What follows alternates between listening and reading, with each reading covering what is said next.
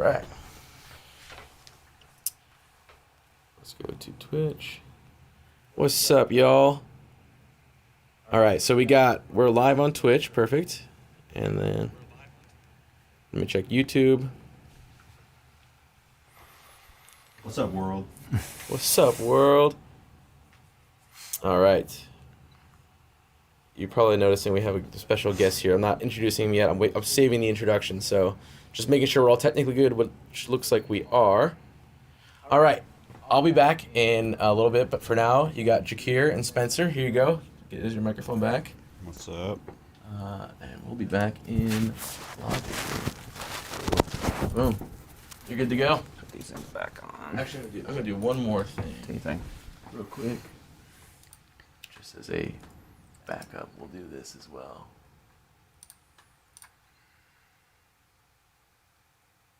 Record entire screen. Boom. All right, there you go. Cool. We're good to go. Do we not see? I guess we don't see the. Are yourselves? Yeah. You don't. No. Okay, that's fine. Yeah. Cool. That's fine. Well, welcome in. Spencer Thomson is a longtime friend of mine. We've collaborated for over a decade. We collaborated on a Moon Taxi album about 2015. over a decade ago. Yeah. We've made a lot of records together, and then the K Club kind of came about 5 or 6 years ago, and Spencer has collaborated in many ways on that, and more recently we've been releasing some of his tracks through the platform, and thought it'd be a good idea to get him in here to talk about some specific songs. The one we're looking at right now is Sunshine Surf. He's in Logic. Just talk about his process. And before the camera was rolling, we were talking about some things that you substituted on the mix bus. So I'd love to sort of talk about that and sort of some of the thinking you do to like top down, and then but like before that, what do you like? How do you go from inspiration to production, and like what's the process? I'd love you to just kind of talk in general terms and then sort of lead us through this song a bit. Well, I mean, I do a variety of things. A lot of times I'm working with another artist or a band and stuff, so the inspiration will frequently come from something that they have, a song that I'm jumping on board and helping bring that to life. These songs are cool because the blank space or the blank canvas is open for me to come up with the initial inspiration. And making instrumental music is something I've done for a very long time, and I've been making instrumental music in Logic since I started using Logic. That's kind of how I started learning the program. Back when I was in college, really. Just started learning by making tracks, and I'm not a singer necessarily, so the thing that I could do to learn to make stuff is just start making instrumental things, and learn how to use loops, learn how to record myself playing guitars and banjos and acoustic guitars. Learn how to play synths, get really into virtual instruments, and all those things have just kind of developed and progressed throughout my career, and served me in working with other people and other artists and with my band, and also still continuing to do my own thing and chase these ideas. And it's a great platform. It's a way to get creative energy out. It's also a great way for me to constantly try new things in kind of like a safe space where I know Sure. and experiment with things and just kind of keep the reps and the routine of trying out new processes. Well, as as describing yourself as not a singer, I mean, I know I've heard you sing and rap, and you're a good vocalist for sure. Thank you. But do you think in that sort of learning phase and kind of putting things together and creating instrumental music that this process has helped you with melody? as opposed to being a band member? Like you sort of like as you're creating stuff, and in this platform and making instrumental music, has it helped develop your melodic sense as a lead instrument? Yeah, I think so. I mean, because you in music that doesn't have a conventional vocal on top of it, you still, or at least I'm still looking for something that is sort of the focal point, and that's usually a melodic piece. Like in this song, it's mainly played by the electric guitar, and you do have to think of that similarly to how you would a vocal part. Like, is this holding my attention? Is this, sort of telling a story, even though there's no words involved? Is it creating a mood? So that's always, even if it's subconscious, something that I'm kind of focused on is having what's the main piece here. And the songs are treated, I want them to have the development that any other piece of music would have, where it's got ups and downs and peaks and valleys and stuff. And so that stuff's always really important to me, and the transitions from one section to another, and how there's kind of through lines, yet things changing underneath, and all that stuff. That's applicable in pretty much everything I do. And so a lot of the things, like in this song, and even a lot of the techniques and the plugins and the sounds and stuff used in this world are pretty similar to things I do if I'm just making a pop song for someone. Sure. It's just the arrangement might be a little different, but it's pretty applicable across the board. My process stays fairly similar in a lot of ways. Well, this is your voice, yeah. I mean, it's your. So, I mean, I think you're a really great rapper. When did that kind of come about? Were you interested in that as you were learning this program early on, or how did? I've always loved hip hop, and growing up, like 90s era, especially like New York hip hop was just a huge. It was just a sound that resonated me from a young age, and still to this day, I think is one of the coolest just sonic things that's ever happened. I would agree. And so that was just kind of a part of me. And when I went to college, I started working with, I like very early met two rappers. And one of them was a rapper producer, and I would go up to his dorm room, and he had an old MPC, and was using, I honestly don't even remember the computer program. But I saw him making, rap music from the MPC, bringing in other rappers and recording that. And I loved that process, and just, and then I was there to play guitar, and he'd plug me in just straight in, and I'd put down a guitar loop or something, or he'd kind of direct me. I'll play something like this. Oh, that thing. Okay, loop that 4 times. And it was kind of a, hip hop production sort of class, in his dorm room, learning how to do that. I didn't do any rapping. I didn't even tell them that I don't know that I really could rap at that point, but I did a lot of, in my band, Moon Taxi, we started covering some Rage Against the Machine fairly early on. Which I love. And I volunteered that I kind of knew all the words. So we started doing that live, which was the first time I think I really like out loud rapped. And it's like, I guess I could maybe kind of do this.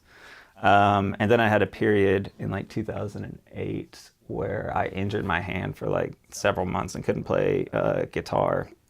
But I still, I had creative urges to do things. And so I started making beats that were more hip hop oriented. I got into sampling, old recordings and stuff, and putting drum loops to them. And then just I don't know why, but I then started just trying my hand at writing raps. I started recording those, and this was all in Logic, yeah.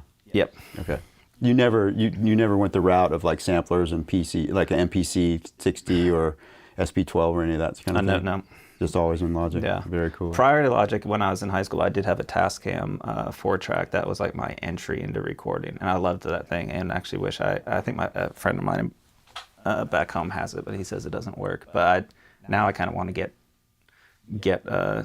an old Get Ford back to track or basics, something. like you were talking, we were talking about off camera with Yeah. Moon Taxi, kind of getting back to basics and performing. And part of me wants to get like an MPC too, but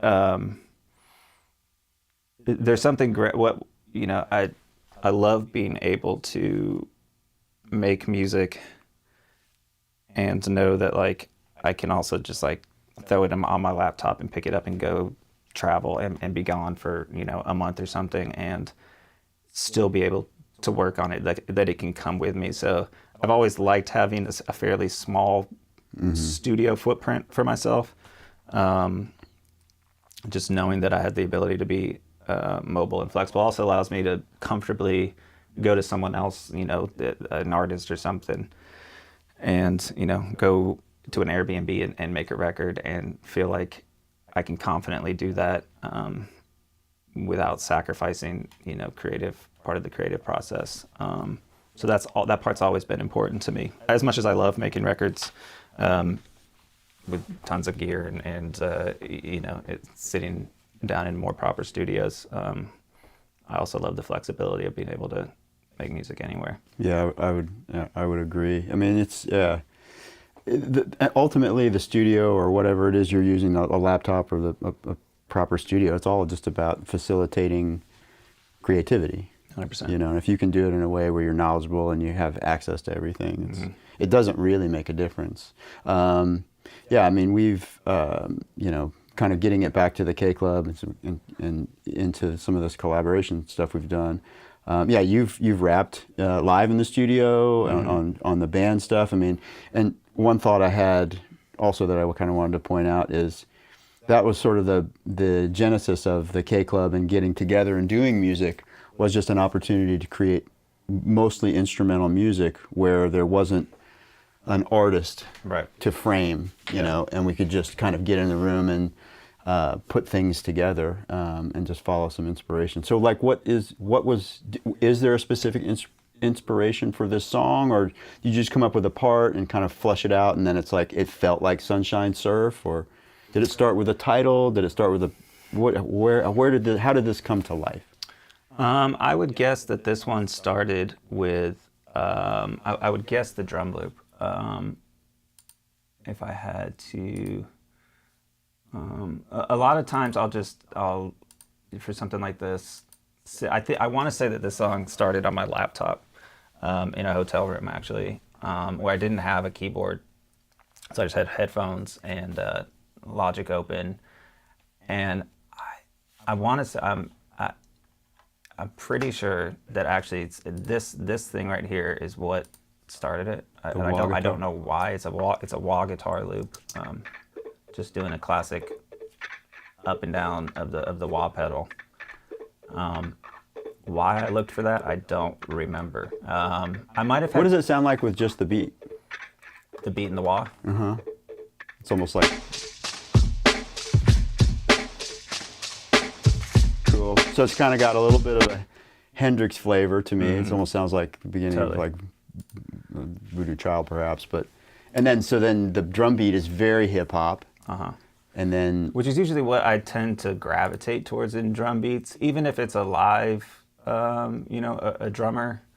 The drum beats I tend to hear usually have a kick pattern that's a little more on the hip hop side of things than the rock side of things. I'm very much of the same, and then that's one of the things that we bond over. I think creatively, I'm very much the same. So okay, cool. Can we hear just a little bit of that again, and maybe before we get into like the specifics of processing and other things, like could you maybe, to the best of your memory, perhaps, like start us with this wah wah and drum loop, and then maybe walk us through maybe how you built up. How did you arrive at this more like surfy pop sound? So what probably, and this happens a lot, is I'll use it. I was probably on tour on the road and had an hour in my hotel room or something. So sometimes I'll use that as an opportunity to start something that might just be a couple things, like the wah guitar, and the drum loop probably was close to follow. And I'll just make something in like half an hour and then just put it away and not even think about it for a while. I mean, I'll be aware that it's there, you know, but then maybe in a week or 2 weeks time, maybe when I'm back home in my studio, I'll open that thing up, and it's almost like hearing it for fresh. I've forgotten what I did, you know, I've forgotten what it sounds like, and it's a chance to hear something with fresh ears that you created, but it is going to basically be like as if you found something, really, and play it and be like, oh, okay, cool. Like, now what does that inspire here? This different time, different place. Do you go to like chordal information next? That's probably the next thing I would have done, and I usually do that on keyboards. I usually try to find the chords on these kind of things. Come up with a progression, so you can kind of build a structure. Or yeah, I'll probably try to find a chord thing that feels right. And I usually like a fairly simple chord progression. I don't. Every now and then, you know, maybe it's mildly fancy, but I don't necessarily want the chords to. I want them to kind of almost stay out of the way. I want them to be right, and it's important that they feel good, but I don't want them to be distracting. I would attribute that to kind of like a love of hip hop too. Very kind of not one dimensional, but it's very rooted. I mean, often you know, and the change in landscape comes from the other elements and, you know, tension that's created by the parts that come in. Which also, I mean, kind of goes back to like, I mean, you can see this drum loop. It doesn't really change. There's a couple breaks. Breaks. Maybe there's some sort of slight modification there. 8 obviously drops out here. But I don't, you know, I don't mind repetition in, you know, I like a certain amount of loopiness in things. When I was a kid, I loved Philip Glass, which, you know, is just based on repetition. You know, it's just same arpeggio over and over, and there's something just hypnotic about that. And so I always kind of like at least some element. It sort of is just looping that you can just kind of like if you want to cue in on that, you can kind of just nod your head to that the whole time. When do you typically get to a bass part? Because some people, you know, especially in kind of like hip hop inspired stuff, they get to a bass part very early, and then sometimes it's later. It's like, to me on this kind of music, it's like a middle of the path, honestly. Well, I'll do the chords prior to the bass part. Okay. I'll establish the chords. I do like, even if it's not the bass I'm going to use pretty early on, it is nice to feel what the low end is going to feel like, you know, and it's nice to have that to listen to. It might be that and lots of times the first thing I do is just put down a pretty basic subby type bass playing root notes, just so that it also helps me feel confident that the chords are right. Because if you hear the bass note with the chords above it, you have a little bit of a better sense of the chord as a whole and the harmonic structure as a whole, as opposed to just listening to the chords.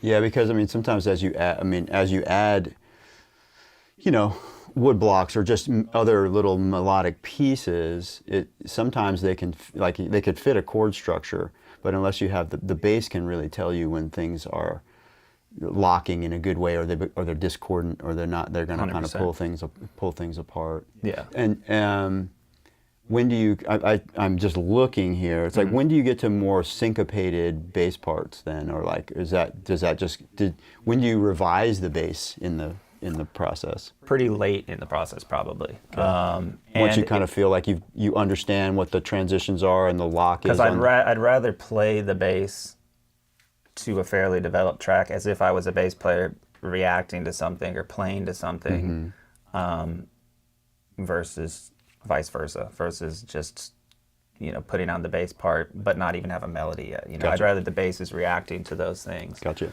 And it looks like this song has 3 different basses. It has one that's kind of playing along with the main theme.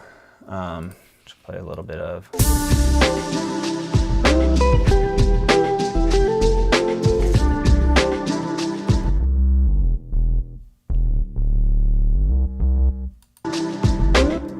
that's kind of the bass part. But then there's a whole middle section of the song that's a guitar solo. If I had to guess, I probably had this bass playing a very simple part through the guitar solo while I soloed, and then later I played an actual a Fender P bass on it. Would have played the bass guitar to fit the solo. Yeah, gotcha. So that it was kind of reacting in a little bit more of a live way.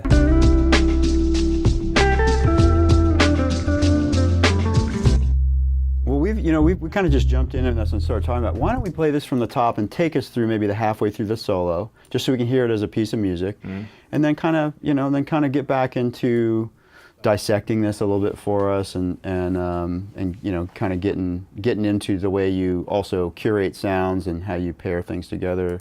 Totally. Just take us through your creation process. Definitely. So here we go from the top.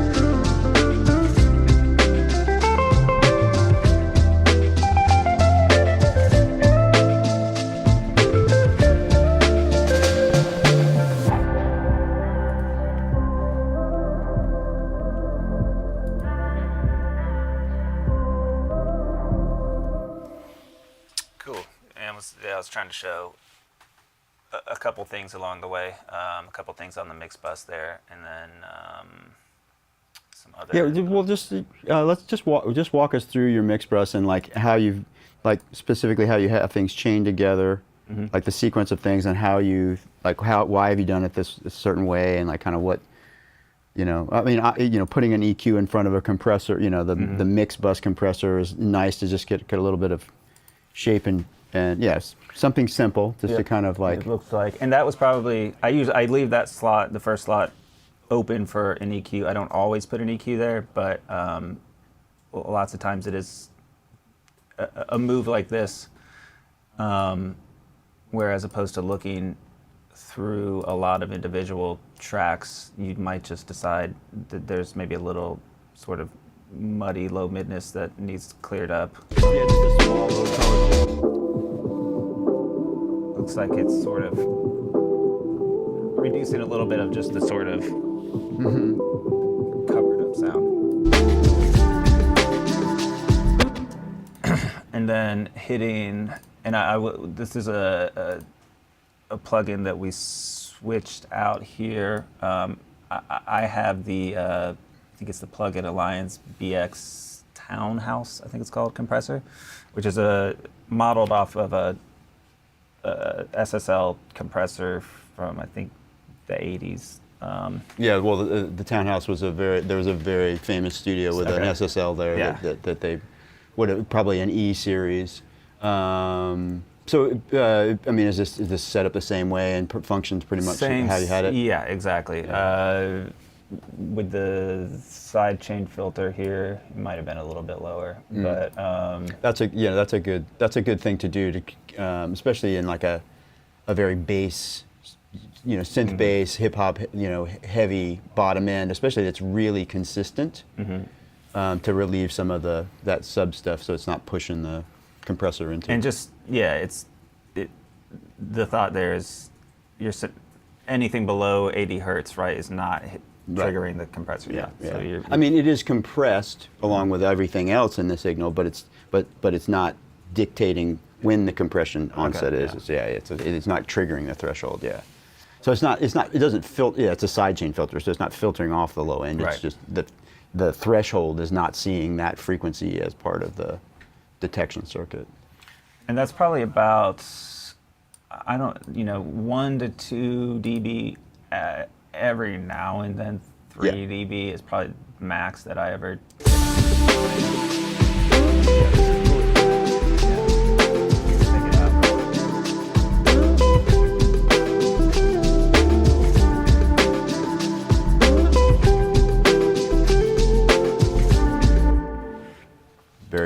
Very good move. And then you have followed by true iron, and this is just for some like tonal color and a little bit of saturation. Tonal color is a good way to put it. Vibe, something like this. I also use the Analog Designs Black Box HG2 thing. It's something about it makes it sound a little more like a record. I mean, it gives it a little more of a finishing touch and crispiness to it.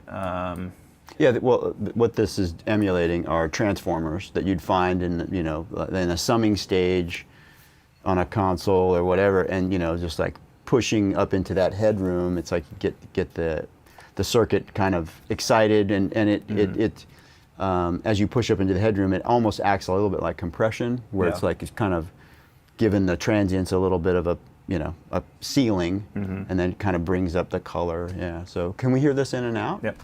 I think this is a.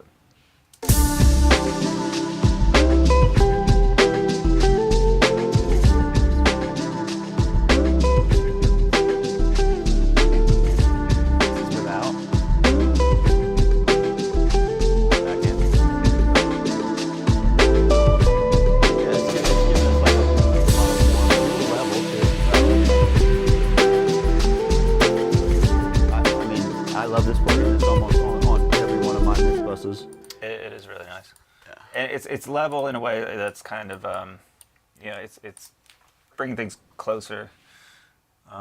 It's another, in a way, it's another stage of like the SSL is kind of gluing things together. The True Iron is gluing things together, but then also adding color, where the SSL doesn't really add color. The True Iron's kind of like, and I typically think about like staging it with the True Iron after you've gotten a little bit of control, reduce the dynamic range a little bit, and then you get a more even bloom of color and saturation. Yeah. So now then you're going to, what do you use? What's the tape? Like, what's the tape approach? Like, what is that? Just this is a approach I think about is accumulating volume, accumulating sound, as opposed to getting one thing to do it all. Right. The tape when I started using this plugin, the biggest thing I heard it do that made me start really liking it was, it does multiple things, but the thing that my ears really started hearing was it sort of created a 3D depthness that without it, everything became a little bit more 2D and not as deep. It started feeling a little more rounded with it on. Do you play with any of the parameters other than like tape selection level? Every now and then, I might change. I might switch this to 900. But I find that for me this, which I think this is basically default setting, except that I think it defaults to noise being off. I more often than not turn it on. I find the noise profile is really helpful in the way that this sounds. It helps the dimensional aspect of it for sure. And it it does something in the like high, usually where like the backbeat lives, or like a snare lives, that I feel like when I turn the noise on, that sits nicer in the track and feels a little less like it's its own thing poking out. Maybe it's just the way that the hiss interacts with that frequency band. So this is with it. I'll start with it off actually.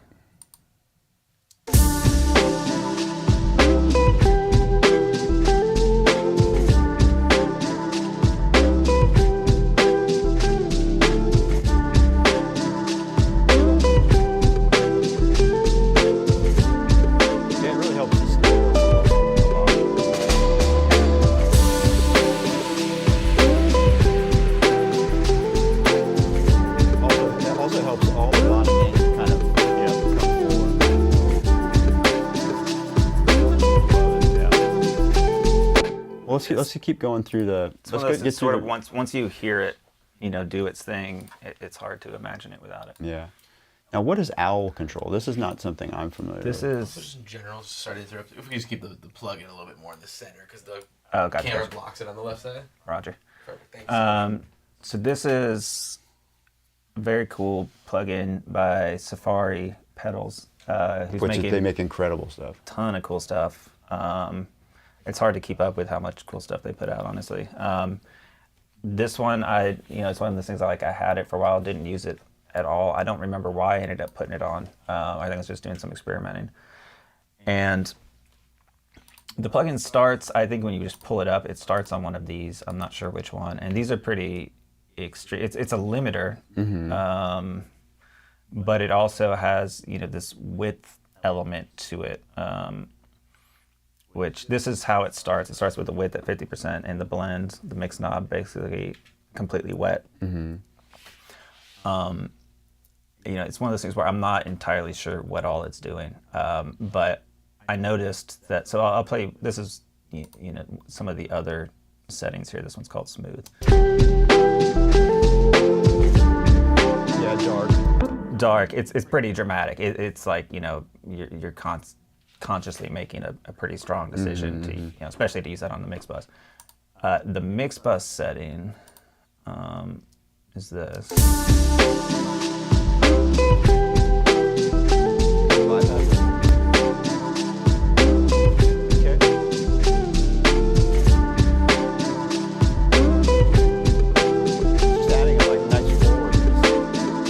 Forwardness, yeah, it brings up, the way I hear it is it kind of brings up the sides a bit, and in doing that, you get to hear more of the detail stuff that's going on kind of behind the first layer of things. Some of the reverb, some of the effects, the echoes and stuff become a little more prominent. It's not something, I don't use it all the time, but if it's something where it's like vibe is more important than high fidelity, where it's like, this song would be cooler if it made some decisions where, it purposely had a little bit more of a unique sound. And on some songs, it's crazy. It's like some songs, it seems to, the same setting can have a pretty different effect just depending on what the source material is, what it's getting fed. It can do something a little different. It sort of like sounds to me almost like it's putting things on a like a sound stage. Like it's like it somehow makes things just kind of come alive a little bit more. How are you using the L2 in the end? The L2 is just just some for peak the stop. level. Peak stop, yeah, okay. Now I see you have it +6. So you're using it for This is quite a bit of level, yeah. gain, yeah, okay. And so like say if it's something that I'm not mastering, which is most things I'm not mastering, this just comes off for. So you print for mastering without this? Correct. Okay. Everything stays the same. This leaves. Gotcha. And usually it's more at like anywhere from 3 to 6. 3 to 4 is usually, and that's to make the mix a little bit louder. But for example, this song, this is the master. Gotcha. So this is on it. Cool. Well, I kind of now want to have you continue to walk us through. How are we doing, and is there anything that you would direct us to sort of talk about? No, doing great. Question we have is, what kind of guitar is being played in the song. Yeah. Just a general. I know it's veering off of this. No. That's great. I mean, we're just talking. Yeah, we can hit the guitars actually. The main guitar that's playing the lead lines, that's doing the solo, is a Gibson E345, which looks like a E335, the hollow body guitar. Some slight differences on it. It has a thing called a baritone switch, which sort of manipulates the pickups a bit. I don't really play with that much. I mean, it's like a selector that has 1 through 6, and it kind of tonally, as you get to 6, it thins out a little bit. Not in a bad way. That's kind of the way I hear it. Is closer at 1. It's full bodied, and you can kind of, it's tweak it. And sometimes what I'll do is if I'm doubling a guitar part. Like my band Moon Taxi has a song called Too High that I use that guitar on, and it's doubled. 1 is with the baritone switch in its sort of resting spot at 1. The double is with it at, I don't know, like 3 or something. And they're Gotcha. tonally different, but if you spread them wide. Is this the blue one? Yeah. The blue, okay, cool. Great guitar. I love that guitar. Yeah, it's awesome. It's been on a lot of records we've made together. Yes. So to start with, it's a great sounding guitar just on its own. It's a great source instrument. Is this something you just plug straight into the DAW? And this goes straight in. It goes through Universal Audio Apollo, and this would have been the preamp would have actually just been on this one, the built-in preamp, not a unison pre added, but it would have had in the unison insert slot the Blue Stripe 1176 compressor, which I think I've put on every guitar I've recorded in the past, I don't know, 10 years. That is basically the input chain on the Apollo is Just to kind of control some of the transient dynamic. and fairly aggressive, depending. Let's see, this might not be too crazy, but it is. It's sometimes doing 7 to 10 dB of gain reduction. I feel like that compressor, you can really beat it up, and it sounds great. It tonally just has an awesome sound to it. It's very, with attack and release, you can really dial in how much transient you want to maintain, but still control the sound quite a lot. So that, we can listen to it actually without, this is just dry DI guitar through. That'd be interesting, yeah. Let's do it actually at the solo. Oh, well, those are the chords. Same guitar. Here's the lead. Oh, that's actually not the solo either. Where's the solo? There's the solo. Also the same guitar. That's the go-to.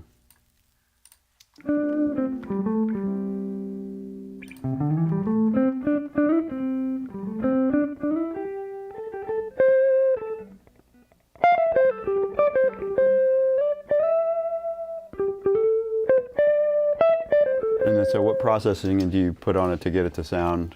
So, and I don't necessarily think about guitars as needing to go through guitar plugins. I do use some amp modeling plugins. I've recently started using the Paradise Guitar plugin from Universal Audio, which is amazing. But it's not like a de facto thing that I feel like I need it to go through an amp simulation or of any sort. So what do you use for color and the saturation? popular first one that I use is the RC20, and it does several things.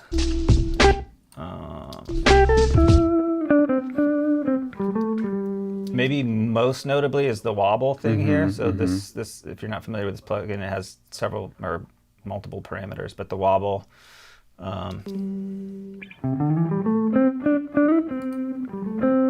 just gives it the sort of wow and flutter tape sound. Yeah, which makes it very interesting for sure. Noise, this defaults when you open it up to this. I'm pretty sure follow this button here is all the way down, which means it's just at the noise type, which this is on vinyl, is just static. Constant. But if you turn follow all the way up, it reacts to the input. So how it's adding the little vinyl noise and stuff is in relation to the input it's receiving. So if there's no input, there's no vinyl, there's no Correct. crackle or any you know, and as it gets louder and stuff, you get a little more. So that's nice to me. I like, you know, the sound of these guitars kind of sounding like maybe they could have come off of an old record. And this is not a ton. I mean, you can go, Right. but I like just a little bit of that. This also, which is I think how it defaults, this EQ, which is basically a set of a couple filters down here at the bottom. You know, carves out a little low end and top end. Which a speaker does, like a guitar amp speaker. That's, you know, Right. it's limited frequency, so yeah, makes it feel more forward. And, Yeah. So that's doing a fair amount of coloration there. Second is the reverb, Valhalla Vintage Verb, yeah, okay. which is, looks like all I really tweaked is the amount of mix and the decay time. Which I go pretty heavy-handed on reverb. I really like reverb. Me and too. I use this thing like crazy. Like, and sometimes I do have to be careful. If you use a lot of this, I mean, you might want to start looking at cutting it out. It does, you know, you can get pretty decent amount of buildup. And it looks like I actually have an EQ after it, so it'll be interesting to see what that's doing. But it can build up the reverb in the low mid area a lot, which I don't mind a little bit of. You know, a lot of people are always trying to clean that area out. I don't mind a little bit of, you know, low mid, almost, you know, muddiness is the negative word for it. But like, you know, I don't mind things feeling a little bit like a kind of blanket down there where it's just kind of warm and inviting. Well, it helps anchor the sound. Yeah. Yeah, it definitely helps anchor the sound. I'd rather err on that than, you know, things being too thin. Yeah. So let's see those two things together, and then yeah, the so you EQ is cleaned it up. cleaning out some of that.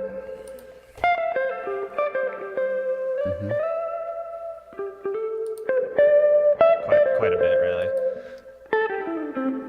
But it's still very much part of, I mean, the low end that's being created with, especially the reverb, is still very much a part of the sound. It's just Totally. you're kind of tailoring it to Totally. getting it out of the way to the bass and the heavy, you know, the kick and all that kind of stuff. And then another 1176. This one I think is not the same one I recorded it through, but Well, and I had observed this earlier, and I'm guessing that you might choose this one because the 2-to-1 ratio is unique to this particular model. oh, does the other Blue Stripe start on 4? Yeah. Yeah. Okay. Yeah. Yeah, and this one just it has that same gluing control effect, but you know it's a ratio that's like at the tail end of all of this processing is just Right. it's a little bit more forgiving, and Yeah. because you've already kind of created a lot of you know, bringing the dynamic and filling the sound out. And I do like, you know, I always it's a decision whether or not to put, you know, signal chain is so important about where you decide to put these plugins. This isn't, it's not doing a ton of compression, but every now and then I love the sound of, you know, putting the compressor after like extreme reverb as sort of a specific desired sound, to have the reverb compressed on especially on like guitars primarily, for So that the for note sound. speaks and the reverb's just not all on top of it. Yeah, Yeah. and it kind of just has this almost like side chainy kind of sound where the but also, you know, if you think about like if you played a guitar through an amplifier that had Springer reverb or something on it, and then ran it through your recording chain, there would be compression on on that sound. Absolutely. We have a question here actually. Yeah. About can you explain why you're doing the EQ not within the Valhalla itself? You know what I mean? Like how you have Right. control of the Q4 or And sometimes I do that. Sometimes I'll bring this thing up here to, I mean, 200-300, just kind of depending. But I do, you can get a little more surgical and a little more exacting by putting in the EQ after it. And I mean, the Pro Q3 or 4 is also just so good visually to kind of see what's going on. Well, I would point out that in the Valhalla, it's a filter set, so you have a much steeper, frequency cutoff slope below where he's setting it versus in situation. It's a shelf, yeah. So it's still retaining all the subsonic frequencies. It's just they're down much lower as opposed to just simply cut off.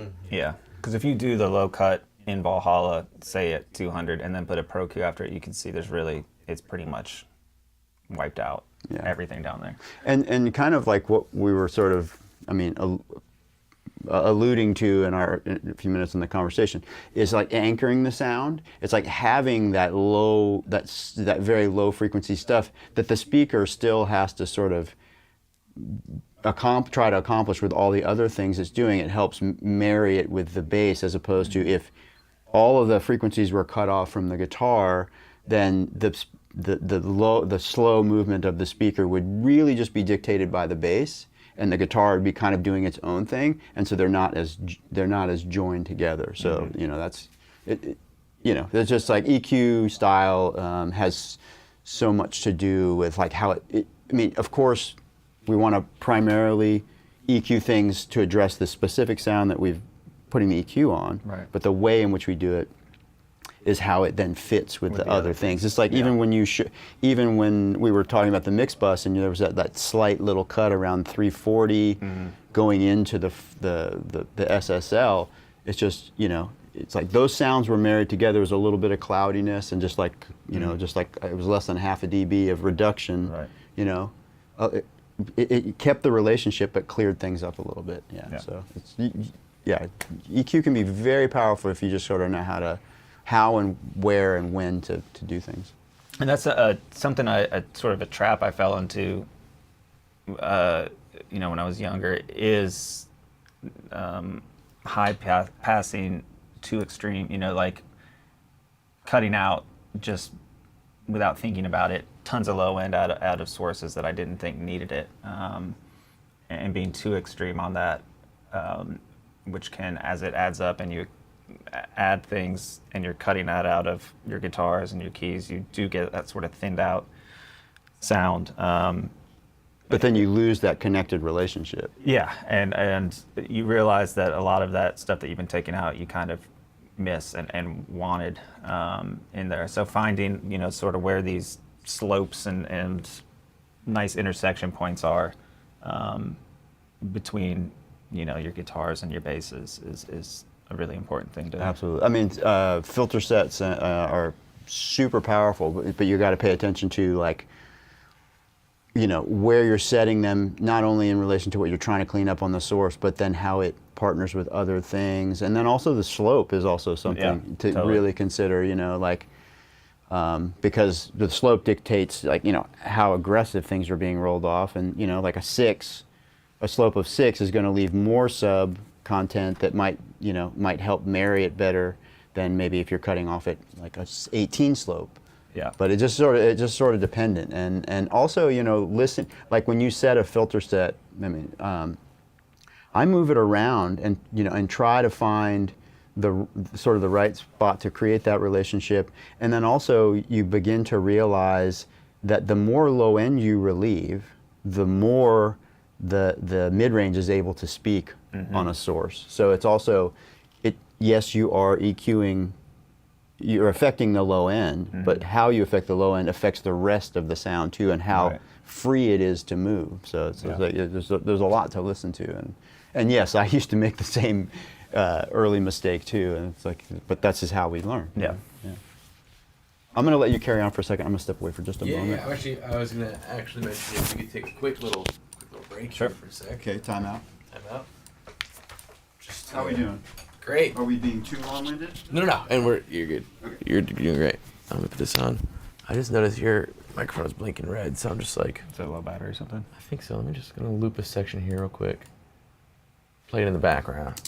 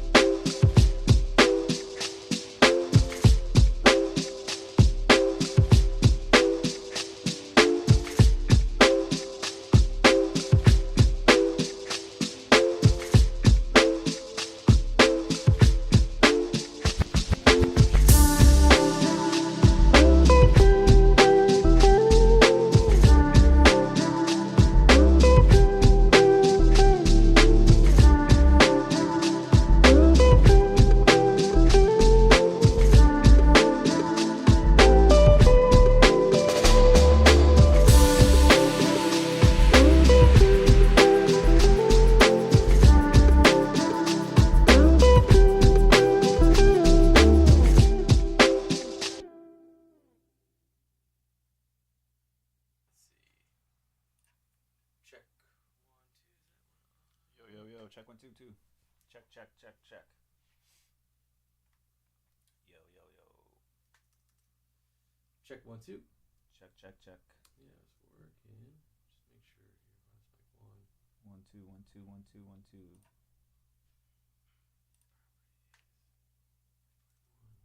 Oh, Check check check check. Yo yo. Check 1 2 2 2 2 2. Yo yo. all right. Dope. Did the stream stop or we? No, we're stream still going. Okay, cool. And then this going. All right. Let me just ask DG. How's it sound? Can you hear me a little? I don't have a microphone on right now, but you can hear Spencer for sure, right? But oh yeah, we're back. We're back, baby. All right. It's perfect. Okay. Thank you. Dope. While we're talking about guitars, I will talk about. I think there's one other. So all the guitars, all the chords. Let's see. The main melody, all played by that 345. Might be worth looking at the effects on the lead line here.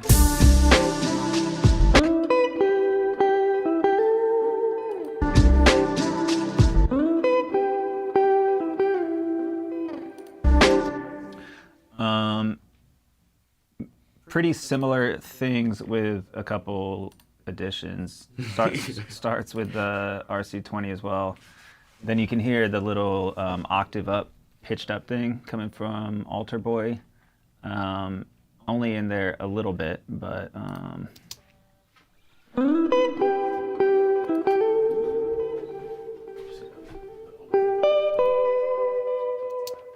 it does add that nice octave up kind of sparkle thing. Do you ever play with the other modes like quantize, transpose? You know what I mean? I have on vocals. I don't know that I have on guitar. Because doesn't it usually just like keep it on the same, or is one of them like keeps everything on the same note or something? Yeah, right? quantize. It's like it quantizes. It's almost like tuning, right? It quantizes it to that note for a little bit, and then it. So what is this on right now? The lead? Yeah, it's on the lead melody, but just a touch, pitched up an octave kind of thing.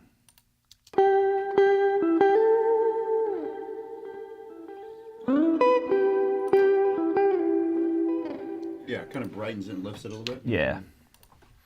And then it runs through the same Valhalla, same EQ, same compressor, setup, so it sounds cohesive. Yeah. and then the echo is really, it's a part of the line, it's, and lots of times I'll do that, I almost hear like certain echoes and stuff as being not just like a little decoration, but an actual something that's, it's part of the part, melody, like this melody without the echo is really just not the same.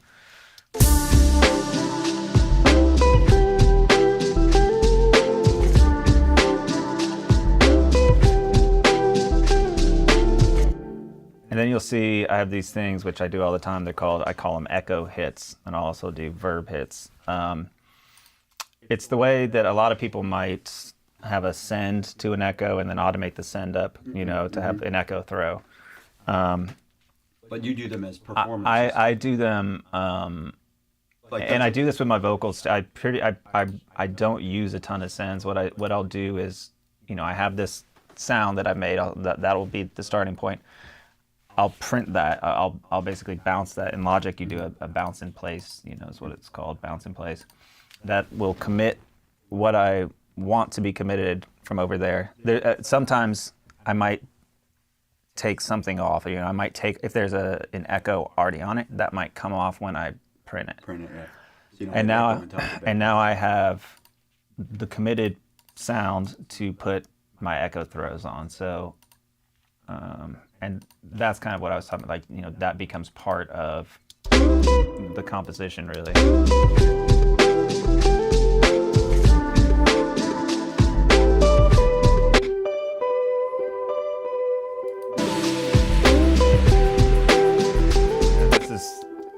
Same idea. It's probably at a different time. That's at half notes. This is at half notes as well, but maybe it's just the One of my favorite. one of them has feedback, one of them doesn't. Oh, gotcha. But yeah, One of my favorite things about the Echo Boy is the what do they call it? The style. yeah, You know, I noticed on the primary track you have it on Echoplex, but like the style can dictate so much of the they're drastically different. Yeah. way they sound. Yeah. One of my favorites these days on vocal echoes, particularly, is the one that's called Tubed Tape. Oh, I yes. think that one's really great. Yeah, that's a huge. Yeah, because part of that plugin. it really helps, like sonically where the echo sits and how it kind of comes forward. Yeah, and some of them are like Echoplex is definitely darker, I think, than like Studio Tape is the default one. Yeah, go click on that because I think so like the Memory Man is great, which is Yeah. a guitar pedal. The Space Echo, Space which Echo's is cool. Yeah, Telray's cool. yeah, there's a lot of cool stuff. So yeah, these are. Do you have any other questions that have come in? No. No. Okay, cool. The only other guitar, like actual guitar that was played and this is a sound I use a ton. I've labeled it surf guitar. That's what I always call it. The guitar itself is a Fender Meteora, which is a really cool looking guitar. It's got a cool body shape that kind of looks like a Jaguar or Mustang. You know, it's an unusual shape. And it's got a whammy bar on it. And so I almost always just use it for sort of surfy guitar chords, you know, with a little bit of the whammy bar. Again, not going into anything other than Valhalla. And for this, I tweak the modulation So it warbles a bit. settings up, and I almost always double it. So it's the whammy, a little bit of the modulation on the tail, and then here's it with the double.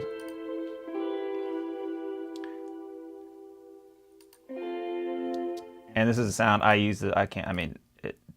70% of everything I do has this sound on, and lots of times I'll use it as a chorus enhancement. It's almost like instead of a keyboard pad maybe or something, it kind of plays that role a little bit of wider, spacious.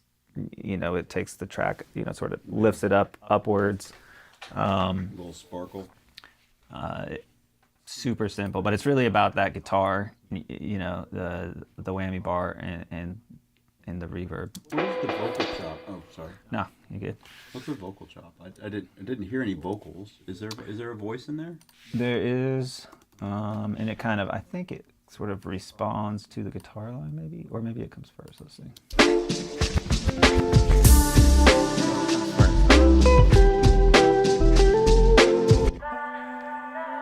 Yeah, got it. And that would have been something I probably just chopped out from something from Splice, honestly. It was probably part of a longer run of notes that I'm sure it is. Found just a small little bit that I liked. Here it is without any processing on it. Got it. Female voice. Female voice, run through probably Yep. telephone. Yeah. More reverb. Do you is concert hall one of your go-to Yeah. set like spaces, I guess, in Valhalla? Yeah. Mainly use that. Yeah, I use the plate some, but I mainly use the concert hall. Lots of times I honestly, concert hall, this at 4 seconds and this at 100 is how it pulls up. I start there, I tweak the decay, I tweak the mix, and then maybe play with the filters. But that's not something I change a ton. I'll do plates for like maybe some group vocals or something, but Yeah, I tend to stay on that. that's cool. Not that the other ones aren't good. It's absolutely, like yeah, just it is. sort of. Well, we all have Quick and kind of have our easy. preferences in the way we, kind of like put things together. What's the single? So what's the single EQ? Yeah, so this is worth talking about because this is probably the most used plugin I use, to be honest. Let's see. Here's where it comes into play. And it's a plugin that I automate a ton. It's super simple. It's filters, basically. You can, it's interesting it's set at low cut. So it's basically not doing anything right now. Oh, so you're filtering off the And then we highs, come into this the bridge yeah. section, and it filters everything out below 1,000 hertz. So it really thins it out. And as you can see on all these tracks, that's kind of what's being automated. Whatever this vocal chop below it is, that's doing the opposite. That's cutting out, it looks like, the high end. And it's kind of like a DJ thing, if you're at a club or something, and the DJ takes all the low end out and then slowly brings it back in, that creates huge suspense and excitement. That's it's all over the place. And sometimes here we can listen to this section. It's sometimes it's very noticeable and extreme.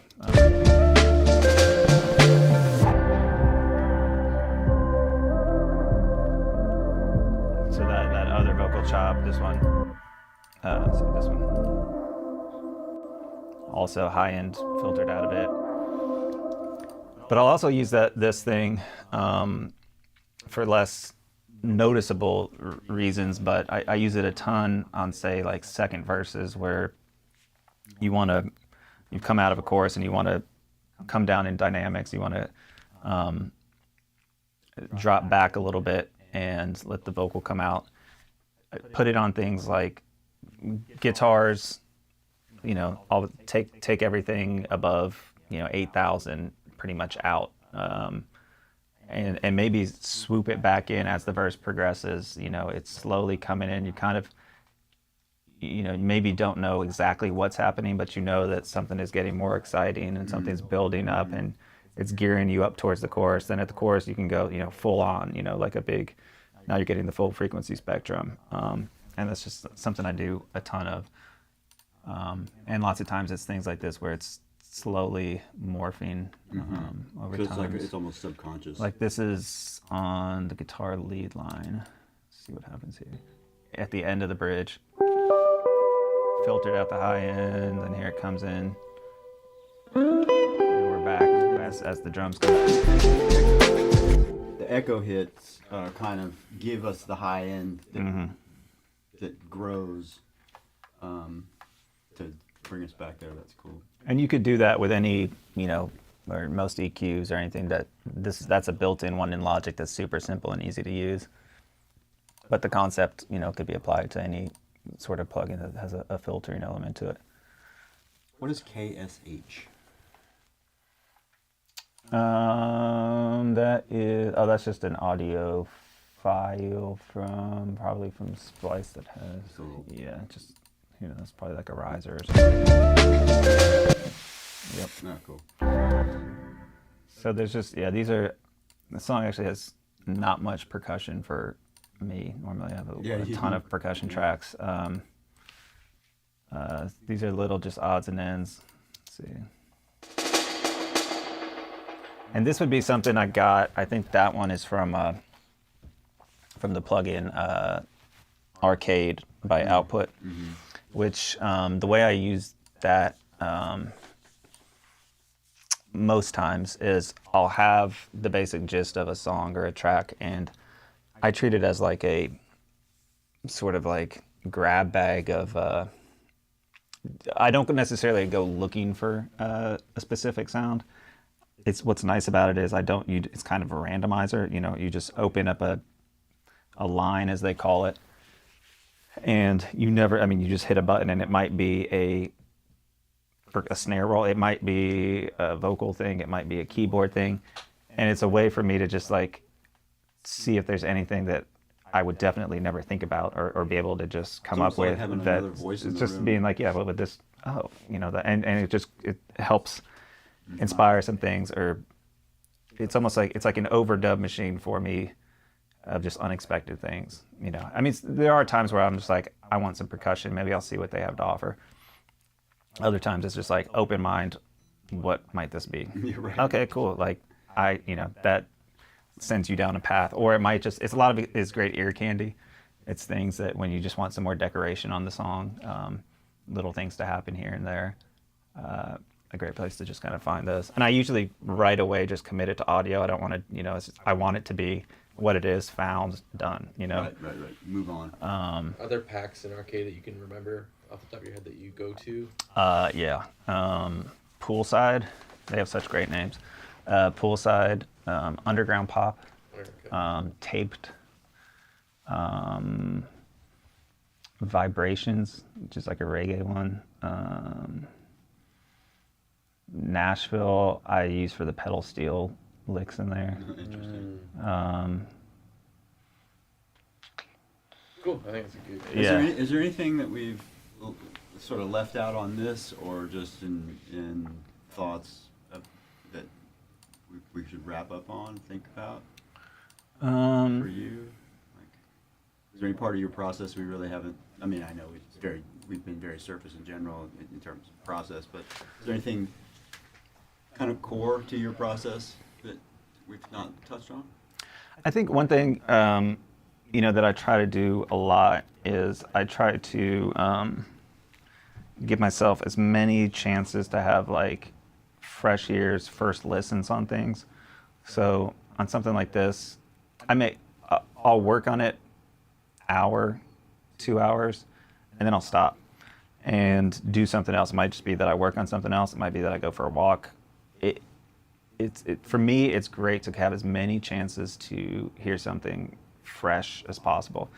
And I also listen to things in a variety of different ways. I try to not just be in my studio. Like I make tons of bounces on anything I work on. It's just like, once I get to a point that I'm like, this might be listenable, I make a bounce, I email it to myself. I like to just later that day, maybe just casually put my phone on, play it, not even like intently listening to it, just noticing some things. Mm-hmm. To just get as much perspective, as many different environments, and that works for me. I know there's people that need to like, Rick Rubin's always like, I listen in the studio and I never hear it again, which to me is just crazy. I would never know how, it's just like, I need to kind of experience it outside in the world.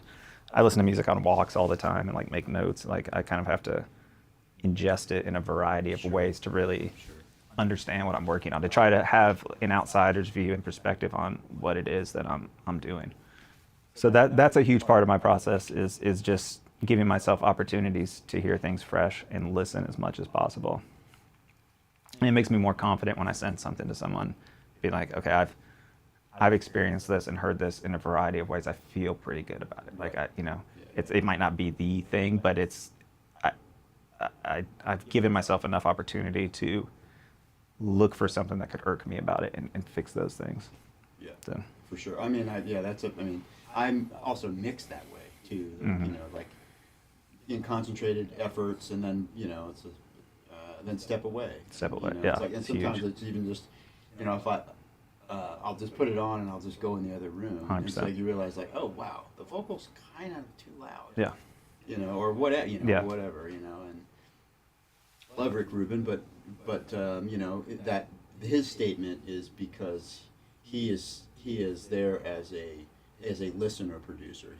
He's not a hands-on technician. Right. And I think when you're hands-on and you're getting into these processes and you're building things, I mean he's very much in an observer's True. Yeah. seat. Yeah. So he can keep that. Someone probably is perspective. listening to it over and over. But when you're in there Yeah. working, I mean, you become hyper-focused on things, and the things that you're not working on that you're still hearing, you almost become a little immune to them, or you just Kind of. accept that they are, Yeah. that is where they are for that at that time, and so that fresh perspective, that new listener is vital, in the building, creation process, and in the finishing stage too. 100%. Yeah. Well, man, thank you so much. Dude, my pleasure. It's refreshing how simple. It's Mhm. like it's a great track. It's short, it's concise, it takes you on a journey, and it's also refreshing that it's pretty simple. It is pretty simple. And to be clear, there are tracks of mine that you would open up that look like a maze of intricacies, and and just incoherentness.